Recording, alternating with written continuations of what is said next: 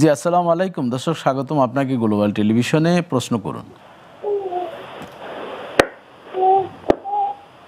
ওয়ালাইকুম আসসালাম হুজুর। জি, আমার একটা প্রশ্ন ছিল। অবশ্যই প্রশ্ন হচ্ছে করুন। ঘরে মানে ফ্যামিলির ফটো রাখা যাবে কিনা? জি,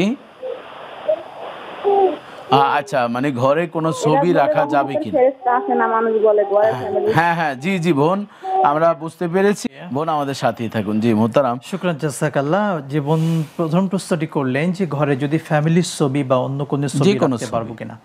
আসলে আল্লাহ নবী সাল্লাল্লাহু আলাইহি ওয়াসাল্লামের সেই হাদিসটি আমরা সামনে উপস্থাপন করতে পারি যে দুটি বিষয়ের কথা বলেছেন।